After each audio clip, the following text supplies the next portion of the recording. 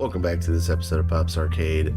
I was going to do a Let's Play of Coffee Crisis, which is available on all platforms, including PC. But frankly, I got a little impatient the other day and started playing it anyway, and I gotta tell you, this game is a wonderful experience. It pays tribute to so many things I love. It pays tribute to retro games, coffee, obviously, heavy metal music, and retro gaming itself. It reminds me a lot of all the retro beat-em-ups I'll play on the arcade machines at my local pizza place, and it's got its pros and cons, although the cons I saw do have some pretty cool workarounds. So let's go ahead and get to it. And one of the coolest things about this game is the music. Bear in mind, the music you're hearing right now was taken straight from the pause menu. Very soothing, and then you get music like this. Now bear in mind, this is a retro style beat-em-up.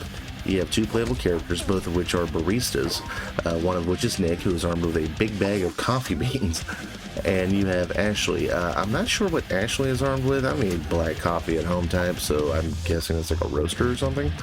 Either way, they do have different attacks, but they have the same effects. You have your basic striking beat 'em up attack. You can grab an enemy and punch at them, and there is also a special attack, which admittedly is very overpowered, and their way of limiting your use of it is very unique. As opposed to using a stamina meter or a cooldown timer, you actually lose a little bit of health with each one, so you have to be very careful how you use it.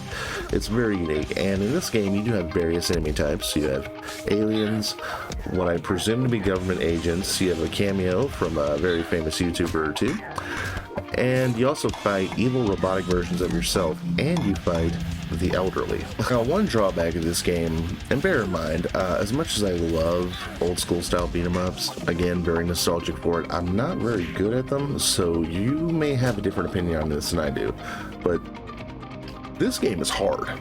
There are some moments where it's like From Software, Dark Souls style hard. And just like with a lot of beat 'em ups, it's not unique to Coffee Crisis, but if you are playing single player like I did, you basically have to be twice as good to beat the levels, and you do have limited lives. Although one thing that does serve as a saving grace if you are a retro game fan, one thing you might miss is cheat codes, and bear in mind, you'll have to do the Googling yourself, but that password screen is not just for level skips.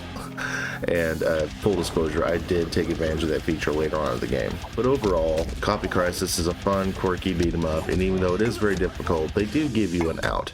If you're north of 30 and you like video games to take you back to your childhood, I highly recommend this game.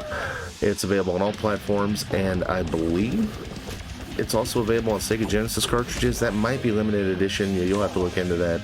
However, you better believe if I can get a hold of a Genesis cartridge, I will be playing this again on YouTube. So yeah, that's all for today's episode of Pop's Arcade. I hope you enjoyed this review. It is my first one, and I will see you next time.